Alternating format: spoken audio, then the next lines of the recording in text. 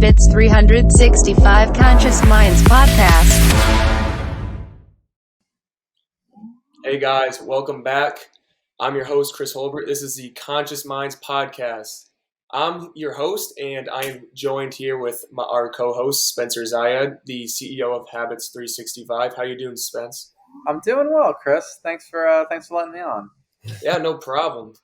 And we have another special guest, and he goes by the name G, as I have been introduced to him from Spencer. It's my first time meeting him too. So how you doing, G? I'm good, man. How you doing? Good. Now, Spencer, want to talk about a little bit about your relationship with him and just start from there? Yeah, absolutely. So pretty much, I used to play a lot of basketball, as you did yourself, Chris. And one of my longtime coaches for I think 15 years, he was coaching before. I was looking to kind of go down a journey of I wanted to start meditating. I wanted to start, taking better care of my just mental health in general. And I reached out to him. Carl is his name, and he said, "Oh, I have a guy for you." I'm like, "Are you sure?" Like, I've been referred to a ton of people, and they're all kind of weird, and they all kind of suck. And then Carl put me in touch with G. G came over, and we did a session, and I was just like, the feeling that I had during the meditation was just so surreal, and I hadn't ever meditated before, and I was like really taken aback, and that's when we started chatting and having a relationship, and that was kind of how we met.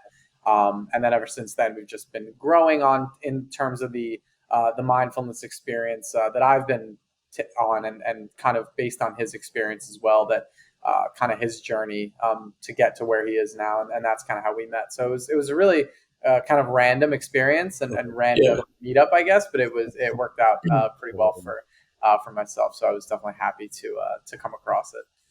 That's dope. Yeah. And G, how about you tell us a little about yourself, about your personal life, whatever you want to go from there. I mean, excited to meet you, and hopefully everyone else is too. Yeah, man. So it's funny. I don't even know how long ago that was. I feel like so much has happened since It was then. a little before COVID. Yeah, a little before. Okay, yeah, but yeah, so much has happened since then. But I'm glad to be here today. From one meeting, now we're here on the Conscious Minds podcast. So that's great. Yeah, so a little bit about me. I grew up in Harlem, New York City. Played basketball pretty much my whole life. Played in college and professionally for a couple years, and now I'm a basketball coach as well. So basketball coach, and my mindfulness journey started pretty much, I would say, from a kid, but I started to realize what it was around college when I decided to study psychology. Because I was always like a quiet kid. And I used to think a lot, I always thought a lot, and I always, Of course, yeah, I always know that. yeah, I always watch people. So I always You actually, observe. You like to look at people and see like where they're coming from and stuff, right? exactly. So, I always wondered, why did people act the way they did? Why is this person loud? Why is this person quiet? Why is this person like can't stay still? Or why are these people rich? Why are these people poor? Like, what is it? Like, I'm like, what am I missing here? Like, what I mean? The why, yeah, it's like the why. Exactly. You know what I mean? So I was always asking those questions, but always in my head. You know what I mean? So I never really knew what it was about, but I just was like, okay. I knew I wasn't. I knew I thought more than the average kid. You know what I mean? Like, What was the most, like, in terms of the experience, like, that you had? Like, what was your first, like, kind of, I guess, spiritual awakening? Like, whether it was a time doing meditation or, doing something like to your body. Like, what was that first experience like that kind of cracked you, where you were like, oh shit, like this is something different than I've experienced in the past? Because I remember mine, and it was very interesting. But I want to hear a little bit about your journey with First that. one, what's so funny? Because I'm not a religious person at all, but I remember one time. So a friend of mine from sixth grade, he's like a pastor now. You know what I mean? He was huge into church as when we was like 13. Like, he was always talking about church. I'm like, man, get out of here, like, whatever. But like when I think it was like my sophomore year in college, maybe my freshman year in college, but he invited me to his church, and I was like really not interested, but I was like, okay, whatever, I'll go. and it was a great experience. You know what I mean? It was such a good like Was it spiritual. like different? It was like different from what you've ever experienced before. Yeah, because I went to a Catholic school, and church in Catholic school is like, fuck, it's like a I funeral. know, bro. I've been on the same boat when I was younger. I did I the used to be same in thing. church just sleeping and shit. It's like it's nothing like actually being in a real I'm church. Jewish, so I can't relate, but continue. Yeah. So it always sucked. So I had a bad, I didn't really like church. But Yeah. it was great. It was a great spiritual experience for me. Like as far as feeling the energy of everybody there at the same time, and what the pastor was talking about, like was really hitting home. So I'm like, this There's a is harmonious vibe, yeah, everyone was in harmony, all focused on the same thing, all consciously aware of yeah, all the surrounding, every belief, all the faith goes in that one. yes, Because it's all collective. It's a big collective hmm thing. You know what's Whole you know group. what's you know what's very interesting that I've pondered the last few days. So, and I'm not a religious person either. I am Jewish in faith, but I'm not super religious. I don't go to temple. I don't do the rituals. But every religion, so Judaism, Buddhism, Hinduism, Christianity, Islam, they all have a certain set of beliefs, some overlapping here and there, but they all think they all know that they're right, which is very interesting yeah, because so I'm 100% right. This is what I believe, and this is true. mhm, But then you're over there telling me that no, what I believe is actually true.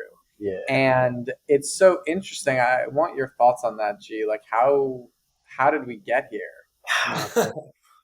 That's That's a good point. that's a touchy subject. You know what I mean? But what how I see it, I feel like throughout history, there's been a lot of, I would say, I guess religion, but a lot of prophets that try to um, I guess put out certain knowledge. You know what I mean? So, and I feel like it's been so many different people, so many great people that touched the earth, and had their influence.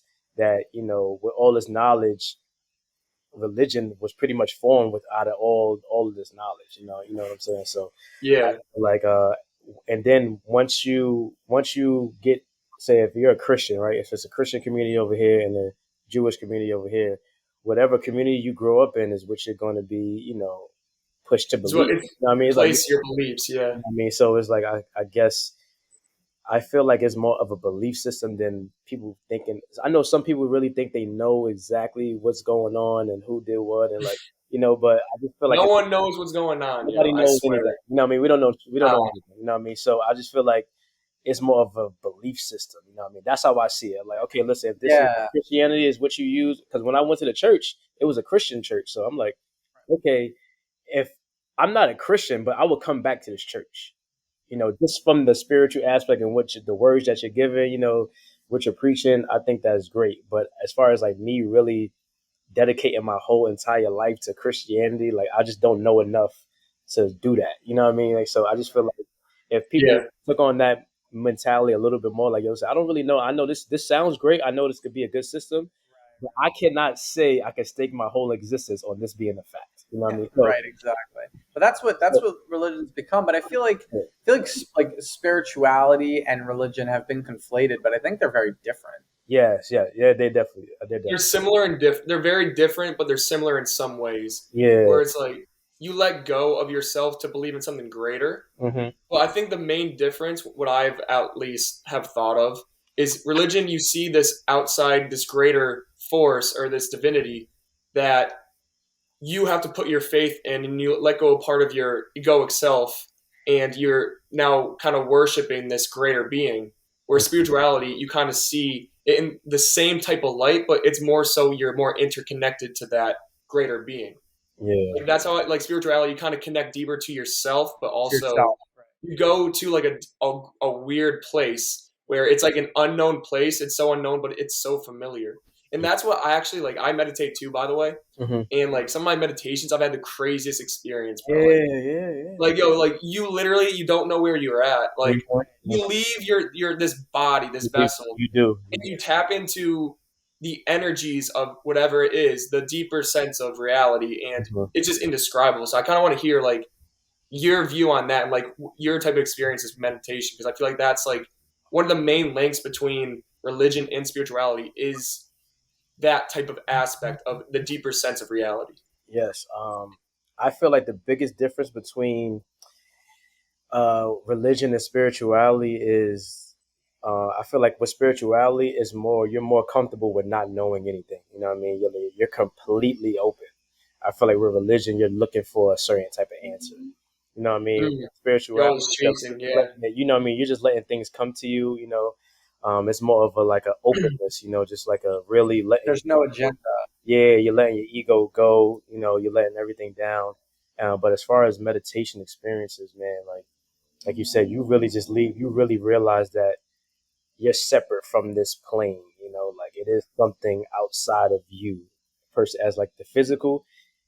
I feel like the more you meditate, the more you get in tune with the person that's the real you. You know, like the higher self. Like so Whatever it it is, yeah. is interesting. And like once yeah, whatever that is, it's like it is such a mystery, but I feel like the more you meditate, the more you get to know what it is, but you can't it can't be It's a explained in words. That's practice. why Yeah, yeah, it's right. You need to do it over and over and over to really get deeper. Because when I first started meditating, I was not good. I would get distracted, fidgety. I could Oh only do yeah. 5 minutes at a time. Mhm. Now, I mean, G can tell you, I could do 20 minutes, 15 Yeah. minutes, like easily. It's like, literally the process. Like the thing about oh, it meditation, there's a lot of misconceptions on it, but the main thing that I've seen is the more you do it, the better you get at it, like you said. But it's also when you continuously do it, you realize there's something else out there. And when you keep like pursuing what that is, you almost lose it, but at the same time, it's the acceptance of the meditation that connects you to it. well, there's It's like surrendering your what you know about yourself, and then you let go, and then you become something greater because you're not exactly. labeled to this It's portion. You know, there's a level of open mindedness to meditation that is associated not with religion. I feel like religion, like you were saying before, it's a belief system, whereas you have no agenda, you have no end goal other than to just find yourself and improve the self. And so that's kind of what I've seen with just meditating over the last few years. What I've come across is kind of an open-mindedness, and it's funny because I speak to people, and obviously sometimes they look at me sideways. Oh, you meditate? What is that? Like what does that mean? Like why? But it's interesting to see that people who, especially the ones who claim to be super open-minded, no, I'm not doing meditation. I don't need to meditate. What the heck do I need that for? They think it's like a drug or like something that you got to take. It's really just a journey to find out more about yourself. And Mhm. I'm wondering from your perspective, like, are some people afraid to go deeper? Are people worried that they are not going to like what they see? like Uh, yeah, I definitely feel like that, and I feel like a lot of it is subconscious. You know, as humans, and like I said, I study psychology, so I learn a lot about the brain and how humans just function. Period. And this is something I feel like we need to be taught at a younger age. Like, psychology should be taught around first grade, honestly, because it teaches you why you react to things a certain way. I feel like most of the time we're living blindly. We don't know why we're doing what we're doing. We don't know why we act the way we act. We're just on autopilot, and whatever we are programmed with as a kid, we just run with that and think that's the way. So I feel like, and I feel like subconsciously people are scared living. Like everybody lives in a state of anxiety. You know what I mean? Because at the end of the day, like we said earlier, we don't know what we're doing here. We don't know who put us here. We don't know how we got here. We don't know what's gonna happen when we leave. So it's like facts. you're born with an innate anxiety. Like you need a distraction. I need TV. I need this. I need sports. I need that. I don't really want to go inside Constant because stimulation. yeah, Yeah, I'm gonna find. But and like I said, I think it's more subconscious than anything. But I just feel like people just need to let go of the fear, and just try to really learn what life is really about, like outside of all the physical material stuff, just try to connect with whatever source that has us here, whatever this energy is, whatever we're breathing in, try to get in tune with it. But, you and know, that's what meditation basically does. yes, It's getting in tune with it, and yeah, that's the practice. See, this is a game. What we're doing right now is a game. That's I yeah, feel like people see meditation, they're like, oh well, shit, I don't know how to do that. But you practice it to get better at this game, which is life.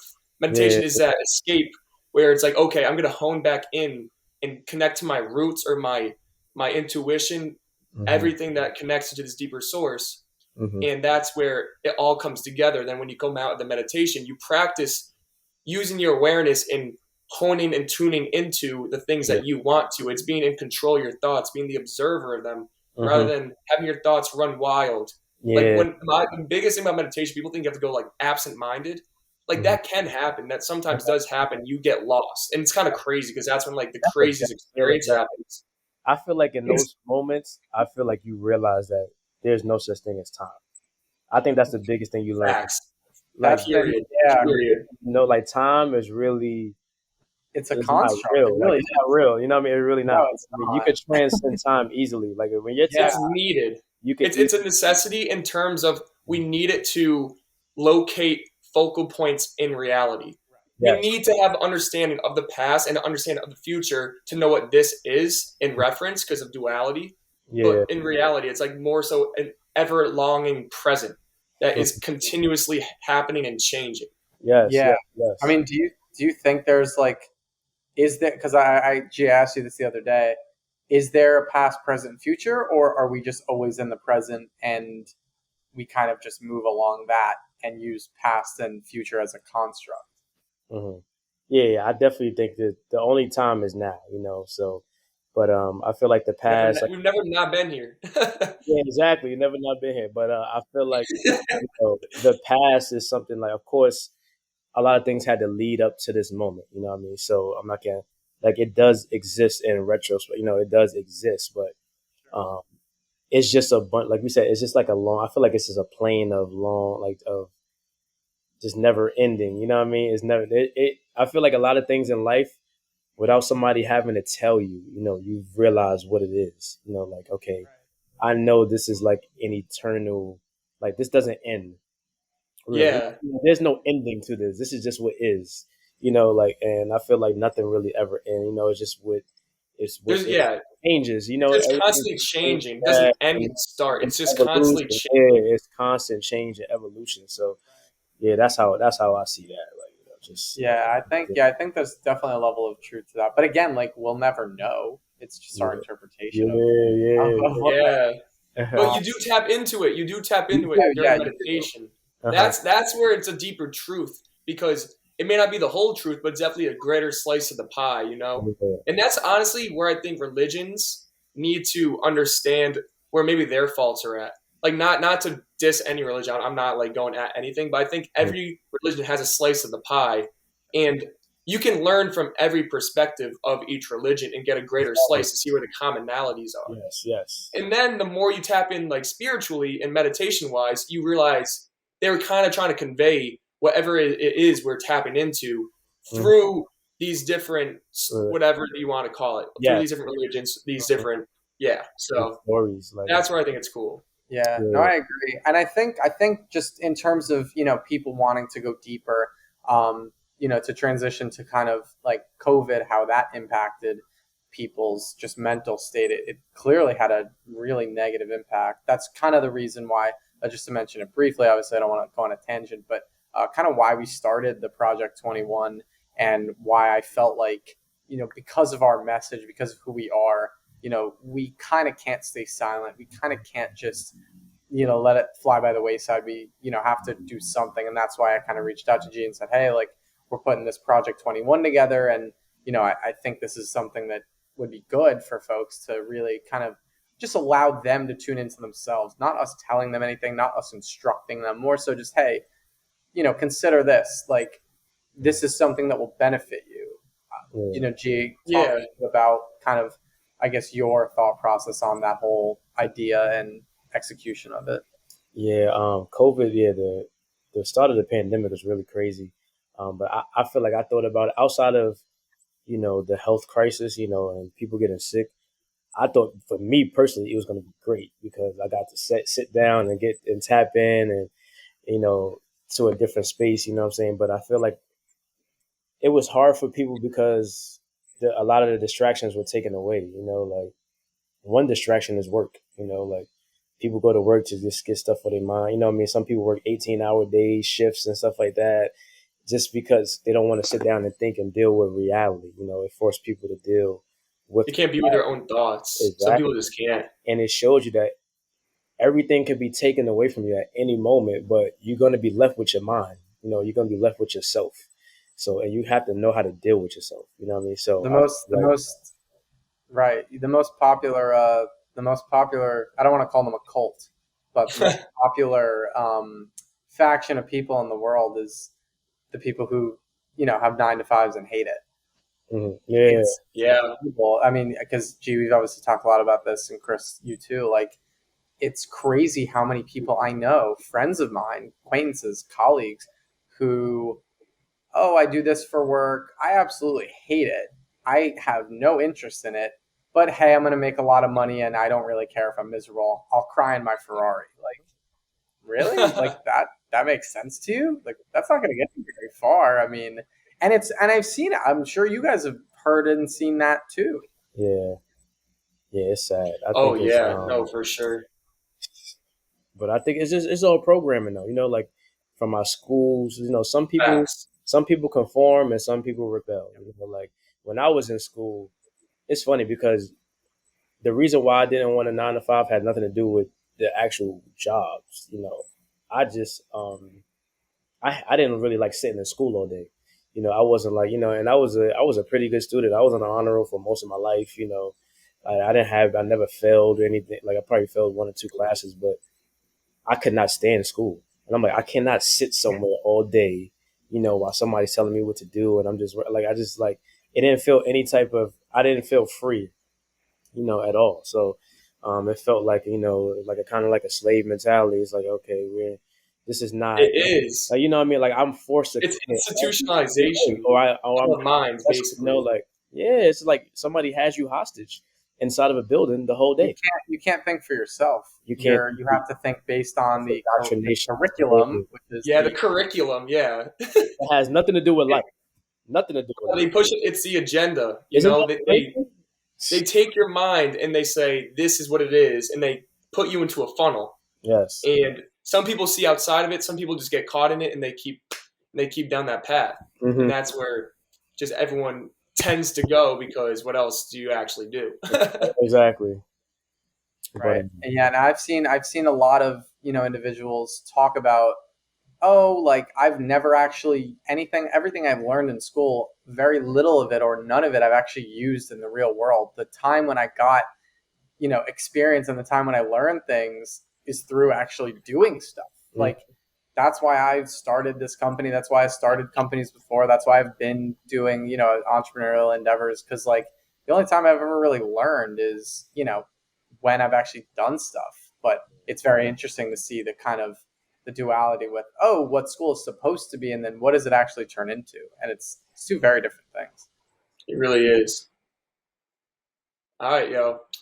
I think that was great. I'm glad we spoke on some of the things we did, because I wasn't expecting half of that, but I mean, I'm happy it happened. Yeah, we hit on all of it. Yeah, unfortunately, I do have to dip to a meeting right now, but this was great. Yeah, Chris, you can wrap it up, and then we'll have Tamani edit it, and we'll send it to G when it's all finished. And Yeah, for this sure. was a great episode. Yeah, I'm excited. I'm looking forward to listening. Yeah, me too. Sweet. Absolutely. Later, Spence.